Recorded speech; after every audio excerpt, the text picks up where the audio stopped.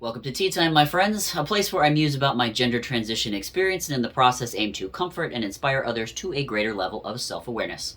I am Artemis, sipping on a cup of blueberries and cream tea, courtesy of the Rose and Vine Gift Company.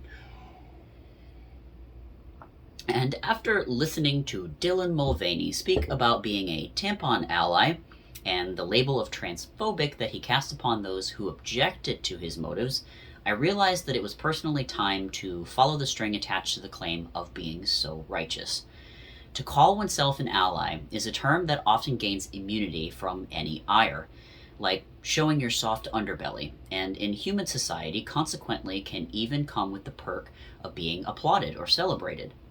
Lately, though, and especially after watching this clip I'm about to show you, it became a wolf in sheep's clothing for me, a Trojan horse. A toxically feminine way to disarm your guards with friendly feelings to get past the defenses and into the space where manipulation is much easier. Let's roll the tape for quick reference, shall we? Let's first talk tampons. I don't use them. I'm a woman who doesn't have a uterus. I just sometimes carry one in case anybody needs it. And that seems to have just set the world on fire in some pretty nasty ways. No need to bring Tampax into this. The bigger problem at hand is that you feel me carrying a tampon around is a threat to you and your womanhood. A trans woman does it, and all of a sudden I'm the reason that there's a tampon shortage. You know, it's not because I'm misogynistic, it's because you're transphobic. I'm going to start with the low-hanging fruit on this one and work my way up, because I think it's useful to call out the narcissism when it happens. Dylan doesn't seem to understand, or plays dumb, to the reasons that females may be upset by his carrying of tampons.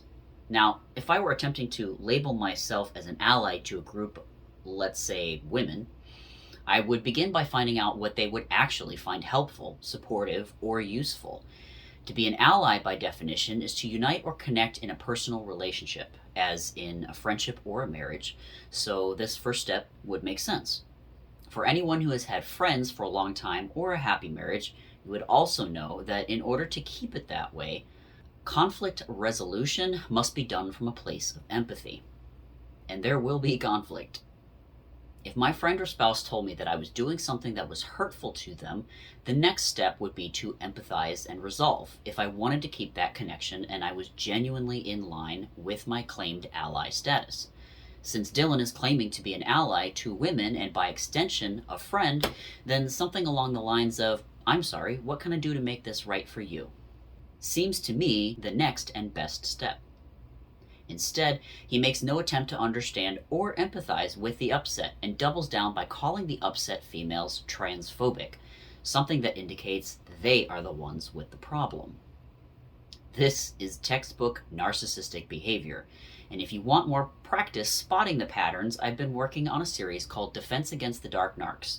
I pull examples from the comment section of my videos and dissect the narcissistic abuse, and I'm linking above to another similar example to Dylan with the "it's not me, it's you" deflection tactic.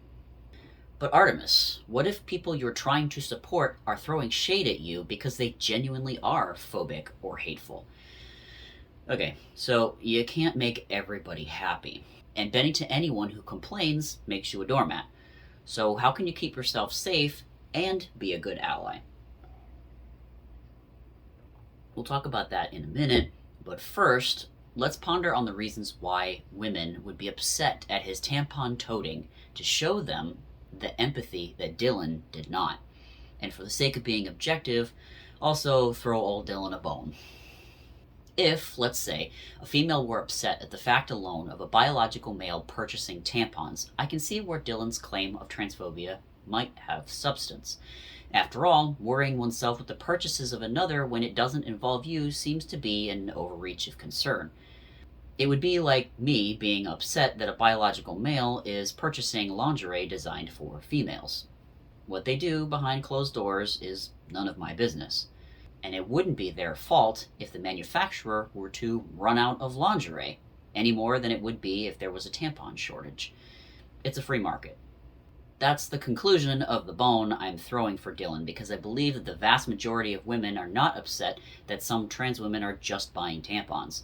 I believe they're upset because of the implication and the representation that a male posing as a female buying products designed only for biological females means. Females have been seeing their sports records decimated by trans women, and many of their spaces designated as female only invaded.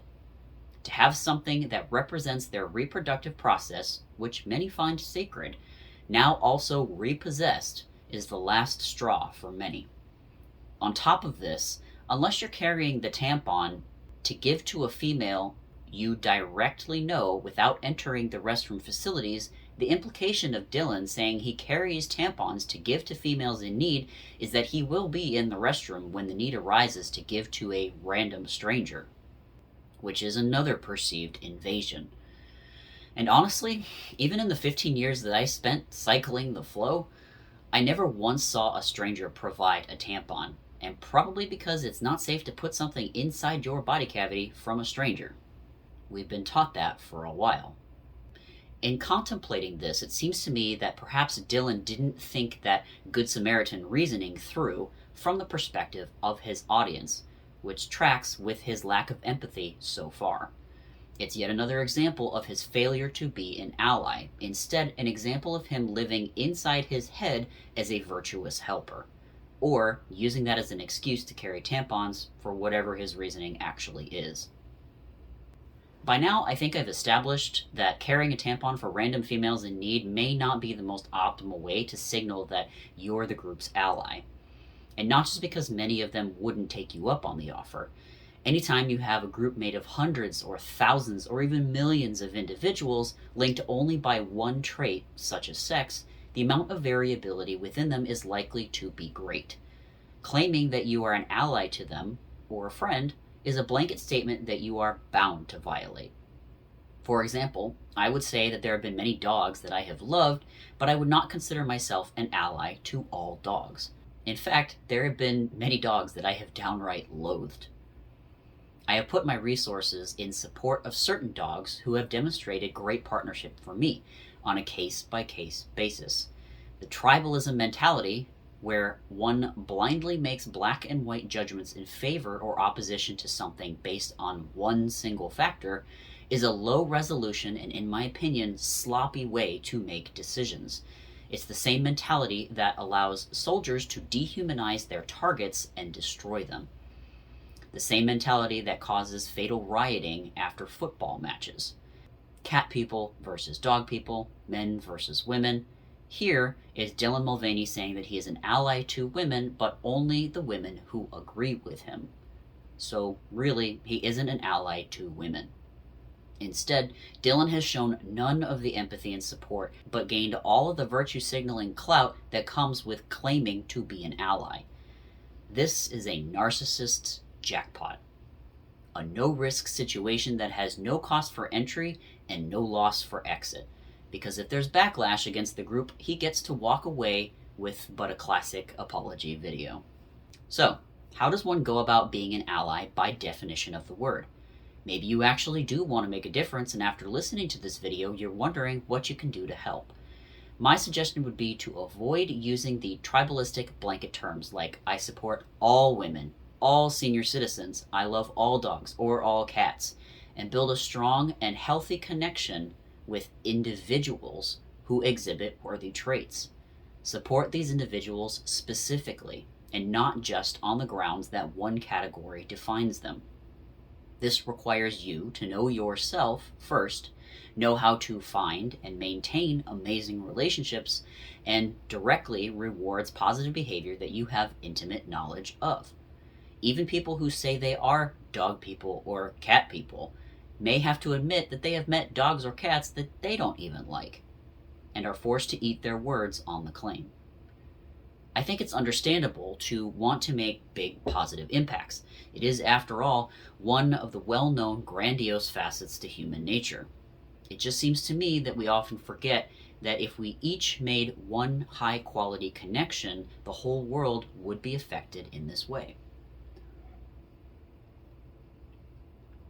And just before publishing this script for recording, I made another connection regarding this ally topic with a script I was writing for my Defense Against the Dark Narc series with an individual who was hell-bent on defending Elliot Page's pronouns and transition. She thought that my questioning of Elliot's transition, as well as initial refusal to use preferred pronouns, was transphobic, disrespectful, and harmful to the trans community. She refused to consider that what I was doing as a trans person myself could actually be compassionate for transgender people, and that I might actually be more informed than her. It was soon revealed that she was not trans, instead a self-identified queer female, and hadn't a clue about the full spectrum of transgender and transsexual experience. Neither did she have any empathy for those harmed by mistreated gender dysphoria. Yet, she was claiming to be an ally to the trans community because she practiced affirmation-only ideology, all the while simultaneously attempting to shame a transgender person's informed viewpoint because it didn't agree with her own. This type of supposed ally is no ally at all. It's actually covert narcissism. A link to a deeper dive on that comment above, and others like it.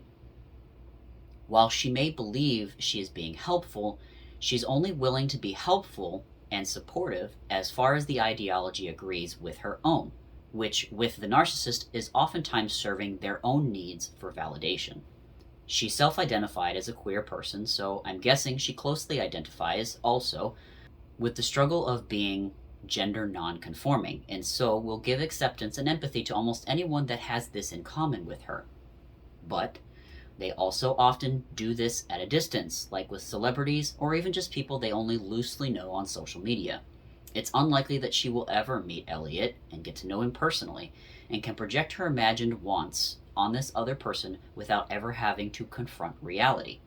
This is another hallmark of narcissism. She had the opportunity to personally get to know a trans person right in front of her, and instead of considering the reality, she chose the fantasy that fit her ideology so as to remain unchallenged. As in, Elliot is right and you are wrong, but she has no way to personally verify this. If she were an ally to all trans people, she should be supportive of someone if they claim they are trans, no matter what policies they hold regarding pronouns. But clearly, she is not. This tells me that she indeed is not supportive of trans people, just certain ideologies within that umbrella term that only agree with her own. I don't believe unconditional support of an entire group is something many people can emotionally handle, as seen here, and I'm not saying that this sort of blind faith is healthy either. On the contrary, I believe in supporting individuals that you know after having thoroughly done your research on the topic. This means that there may not be much you are able to truly support and call yourself an ally of, but what you are able to do will be of the utmost quality. To the world, you may be just one person, but to that one person, you may just be the world.